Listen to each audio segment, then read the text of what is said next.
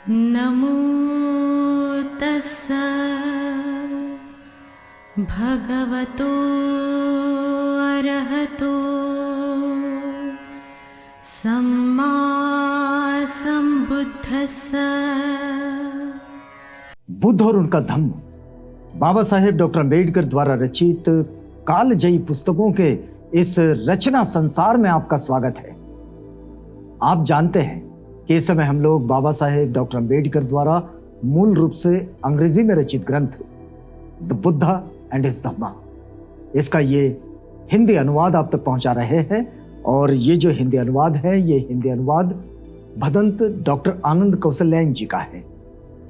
आइए इस कड़ी में आगे बढ़ाते हैं तो आपको याद भी दिला देते हैं, और ये याद आपको दिला रहे हैं कि ये बुद्ध और उनका धम्म के तृतीय कांड का ये 5वां भाग है।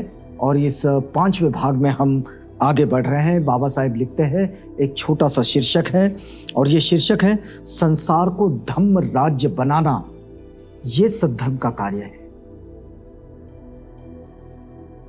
संसार को धम्म राज्य बनाना, सद्धर्म का काम जो है वो ये है। अब बाबा साहेब लिखते हैं, इसको देखिए। बाबा साहेब ने पहली बात तो एक प्रश्न के रूप में लिखी है कि धर्म का प्रयोजन क्या है, क्या कारण हो सकता है धर्म का, नहीं तो धर्म की जरूरत क्या है, धर्म का प्रयोजन क्या है। तो देखिए बाबा साहेब उत्तर भी लिखते हैं इसमें कि भिन्न भिन्न धर्मों ने इस प्रश्न के भिन्न भिन्न उत्तर दिए हैं। निश्चित रूप से दिए हैं, हम सबको पता है। जो जिस जिस मार्ग पर लगे हुए हैं उन सबको पता है कि धर्म का प्रयोजन क्या है। तो आदमी को ईश्वर प्राप्ति के मार्ग पर लगाना और उसे अपने आत्मा के मोक्ष का महत्व समझाना, यह इसका एक सामान्य उत्तर है।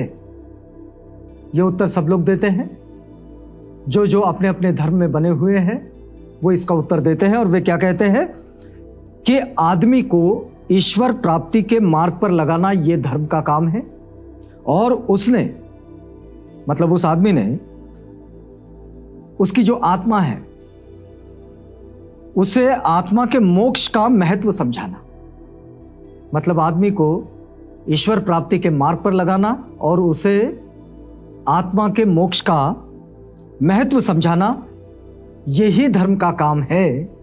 यह बात सिखाई समझाई जाती है। बहुत से धर्म ऐसे हैं जो 3 राज्यों की बात करते हैं। बहुत से धर्म हैं ऐसे जो 3 राज्यों की बात करते हैं। 3 राज्य मतलब पहला राज्य कौन सा? स्वर्ग का राज्य। दूसरा राज्य जो पृथ्वी का राज्य, और तीसरा नरक का राज्य। जो लोगों ने स्वर्ग, पृथ्वी, नरक, ये सारी जो व्यवस्थाएं बना रखी है अपने धर्मों में, अपने धर्म ग्रंथों में, तो वो ये बात कहते हैं। और फिर वो कहते हैं कि स्वर्ग के राज्य पर ईश्वर का शासन है। स्वर्ग का जो राज्य है उस पर ईश्वर का शासन है, और नरक के राज्य पर शैतान का एकाधिकार है।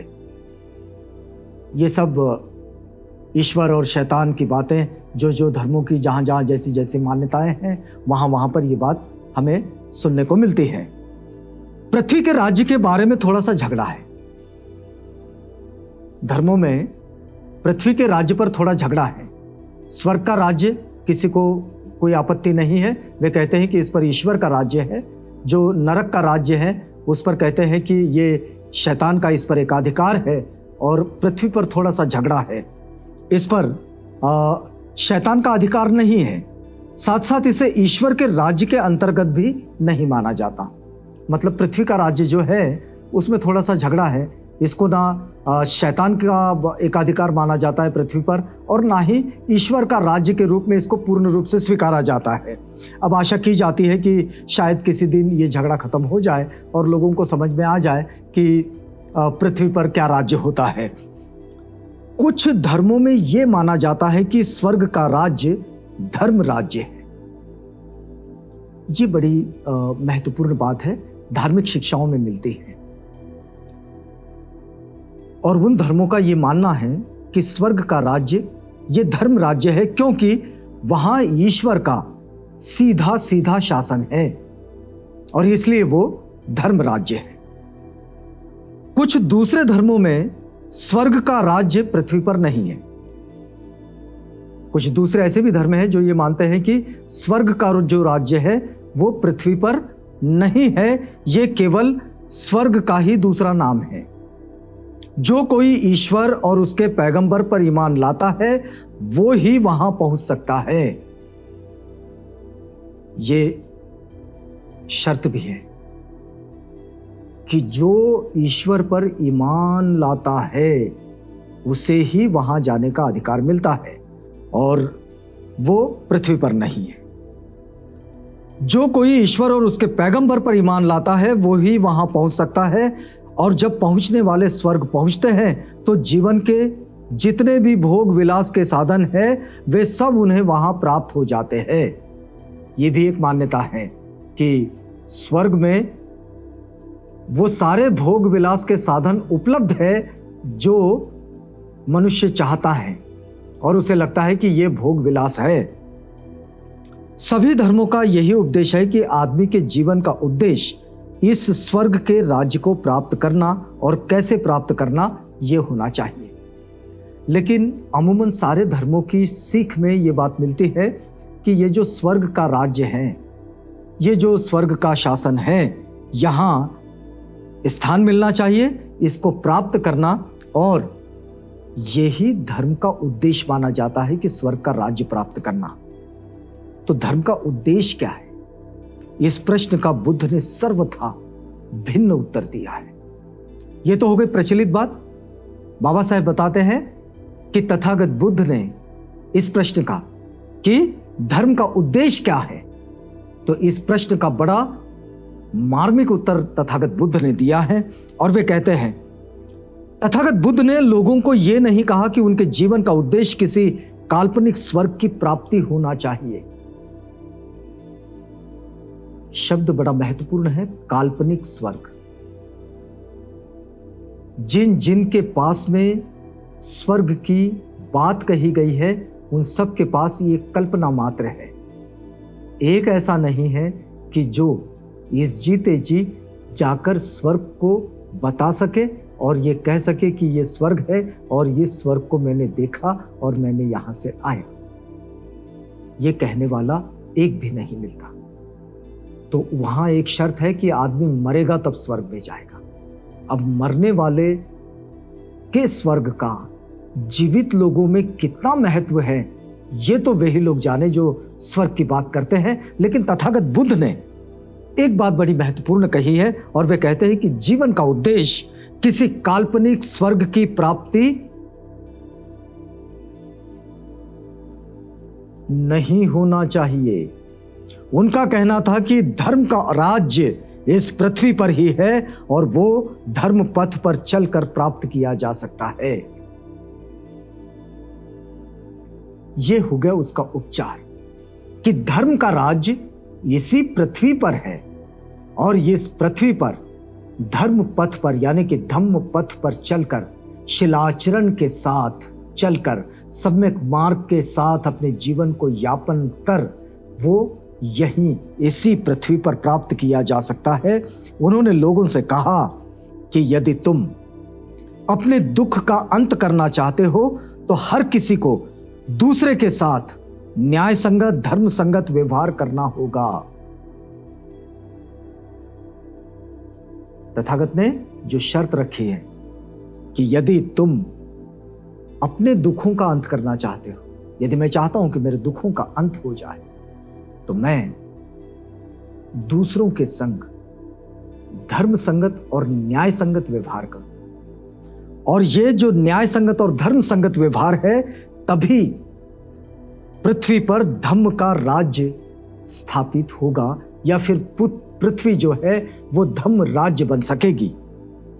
अन्य सब धर्मों की अपेक्षा तथागत के धर्म की ये अपनी विशेषता है, निश्चित रूप से विशेषता है, क्योंकि ये तथागत यहां जीवित लोगों को जो इस पृथ्वी पर है, विद्यमान है, इन लोगों को उनके जीवन को दुखों से दूर होकर धम्म राज्य में अधिष्ठित होने का मार्ग दे रहे हैं। तथागत बुद्ध ने इन सबको अपने धर्म का आधार क्यों बनाया? अब ये बड़ा महत्वपूर्ण प्रश्न हो सकता है, बाबा साहेब ने उपस्थित किया है कि तथागत बुद्ध ने इन सबको अपने धर्म का आधार क्यों बनाया? किन सबको? कि तथागत पंचशील इस पर जोर देते हैं, अष्टांगिक मार्ग इस पर जोर देते हैं और पारमिताओं पर वो जोर देते हैं। क्यों? वो इसलिए कि एक ऐसी ये जीवन विधि है कि केवल ये ही आदमी को सदाचारी बना सकती है।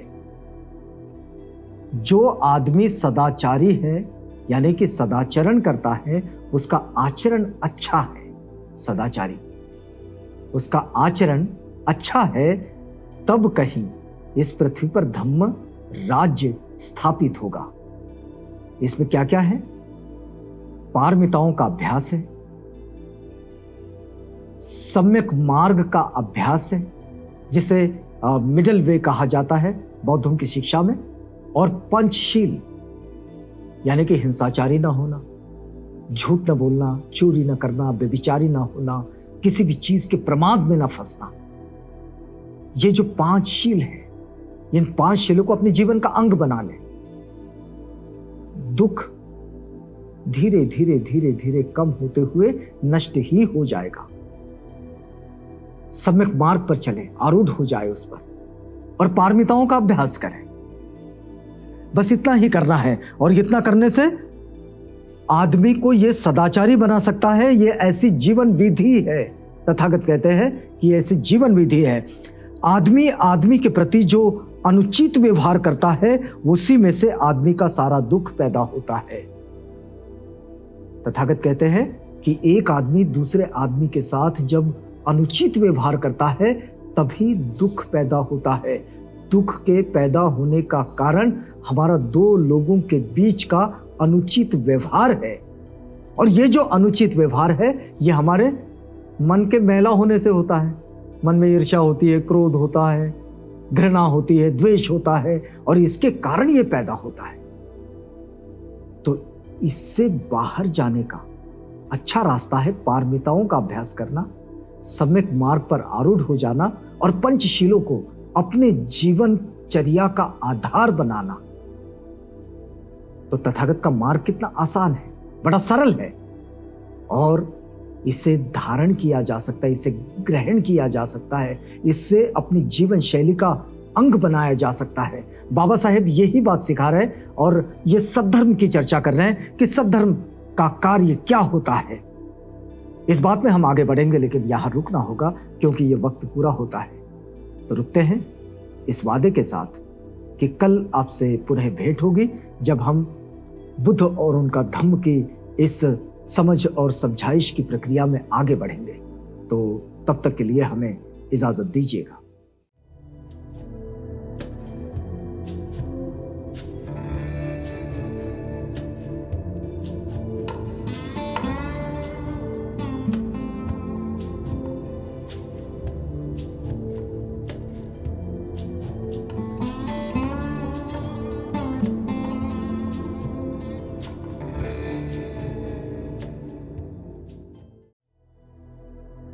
बुद्ध और उनका धम्म।